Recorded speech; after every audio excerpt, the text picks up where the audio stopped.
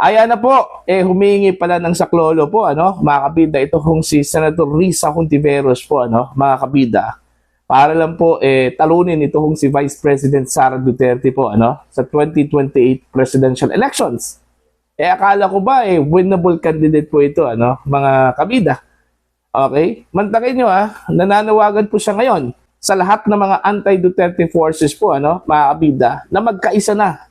Okay, para po talunin ito kung si Vice President Sara Duterte sa pagka-presidente po ng Pilipinas come 2028 po mga kabida. Ito pakinggan muna natin to ito kung naging pahayag po ni Senator Risa Hontiveros at iko-courtesy po natin mga kabida ito kung political outlook po narito na. The opposition is working hard on uniting. Because it's only if we unite that we will have a fighting chance. But if we unite and if we campaign smarter, if we reach out, accompany, listen to, hear, act on what Filipino citizens and voters are saying and will be saying for the next 2.5 years, we can slay her. Ayan. So, malinaw po yung kanyang panawagan po, mga kabida, pagkakaisa, okay? I'm sure na ang pinatutungkulan ho niya dito, ito hong lahat ng mga anti-Duterte forces, hindi naman po siguro kabilang dito yung mga pro-Duterte po, mga kabida. Okay? Yung mga anti-Duterte forces po, dapat magkaisa, mga kabida, regardless kung ano po yung affiliation po nila, Okay? Basta one strong opposition daw, mga kabida, ang pagkakalam ko po, meron hong negotiation ngayon, ito hong grupo po ni Risa Hontiveros dito ho sa Marcos administration po, mga kabida, para bang gusto ho nilang magkaroon po ng alyansa po, mga kabida, sa Marcos admin, para mas lalo hong lumakas daw yung kanila hong grupo, yung kanila hong team. Okay? Laban ho dito sa mga Duterte, mga kabida, Well, gaya ng sinabi ko po, mga kabida, wala hong masama sa mangarap po, Hindi ho bawal yung mangarap. Libre po 'yon, mga kabida, Pero dapat, kung mangarap po tayo, siguraduhin po natin na kahit naman lang close to the dream yung ating maabot po, mga kabida. Kumbaga, kahit na hindi po manalo, at least lumapit lang po. Okay? Doon ho sa katotohanan. Mga kabida, ewan ko ba kung ano po yung nagpalakas ng loob po, dito ho kay Senator Risa Hontiveros po, mga kabida. Kung titingnan po natin yung kanyang rating, okay, sa mga nagdaang survey, napakalayo po, mga kabida.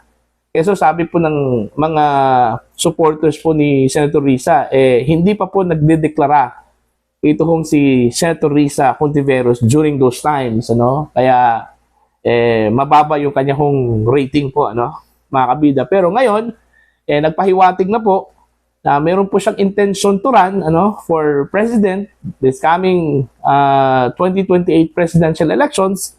Baka magbago na raw yung survey, mga kabida, So magfi-fill in po dito ho sa position po, bilang standard bearer po ng opposition. Alright, ito hong si Senator Risa Hontiveros. Kung sakali na pipiliin daw siya, mga kabida, ng United Opposition na magiging standard bearer po laban ho kay Vice President Sara Duterte, mga kabida. Okay?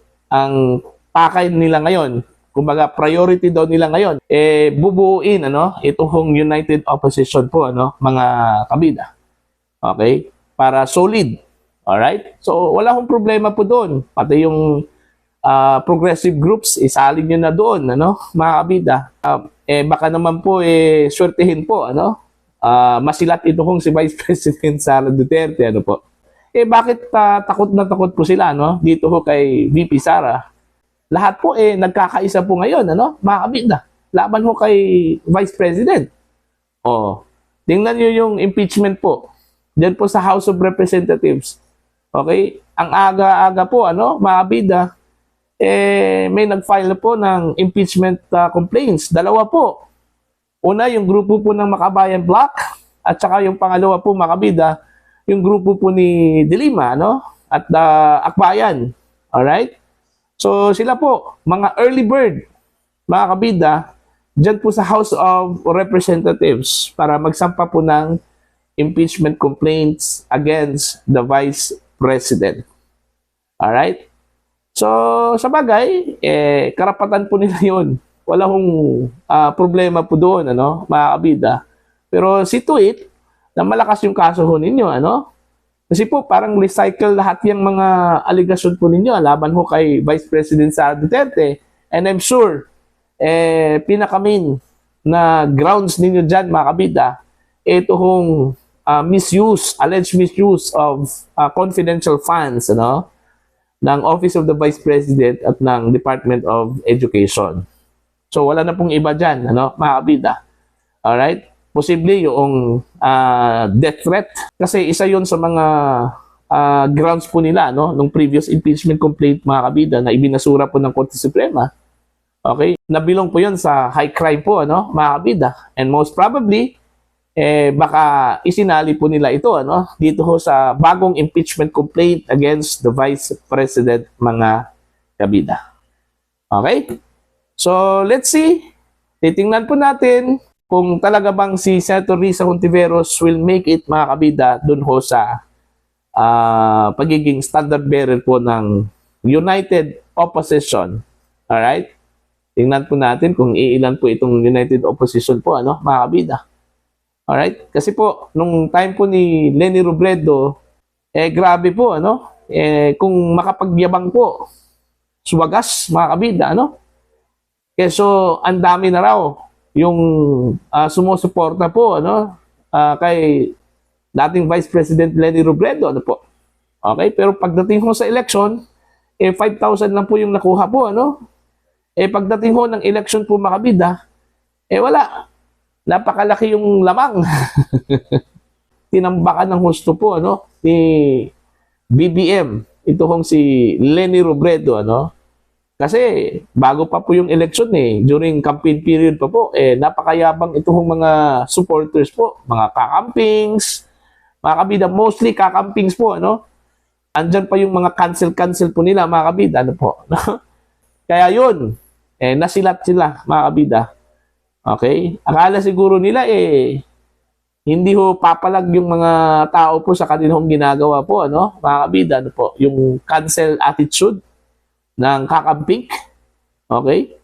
Ewan ko ngayon kung yun pa rin yung attitude na ipapakita po nila, mga kabida, Baka natuto na po itong kakampings po, Pero anyway, again, wala hong pumipigil po kay Senator Risa Hontiveros na tumakbo po bilang Pangulo po ng Pilipinas. Mas maganda yon, kahit paano, meron pong kalaban po itong si Vice President Sara Duterte. Pero I'll tell you, mga kabida, as of now, according to some political analysts, wala pa pong formidable opponent ito hong si Vice President Sara Duterte, mga kabida. Ang ibig sabihin ko po, wala hong malakas na kalaban, ito hong si VP Sara pagdating ho sa 2028 presidential elections. Okay?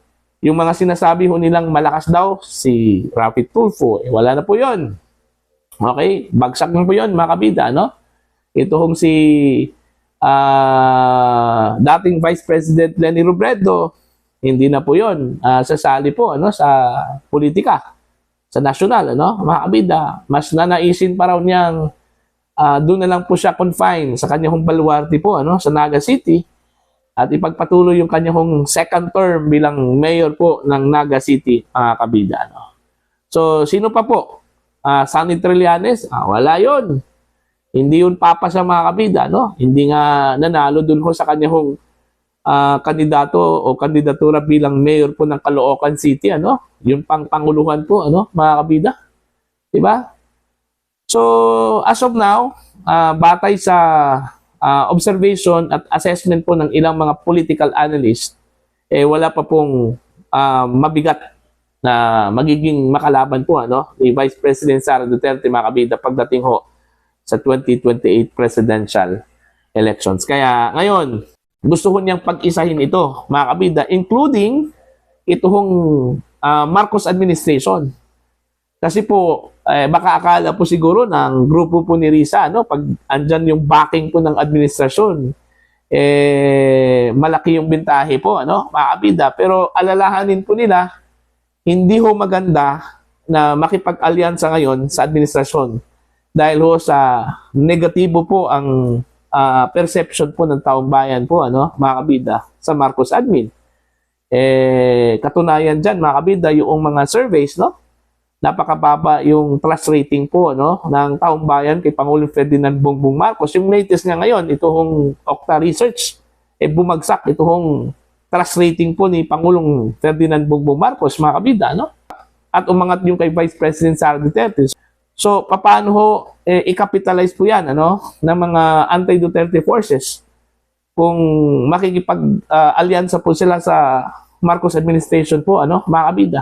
Marami yung nagsasabi na kapag makikipag-alyansa itong opposition, itong anti-Duterte forces po sa Marcos admin, para hong suicide yun, political suicide, mga kabida, po. Okay? So, hayaan natin sila. Titingnan natin kung tatala ba yung winnability daw ni Risa Hontiveros, mga kabida, laban ho kay Vice President Sara Duterte. Para ho sa inyong opinion at pananaw, please comment down. Sa mga hindi pa po subscriber sa aking channel, please subscribe. Just click the subscribe button, click the notification bell, click all para updated po kayo, mga kabida, sa aking mga uploads. Maraming salamat po sa inyo lahat.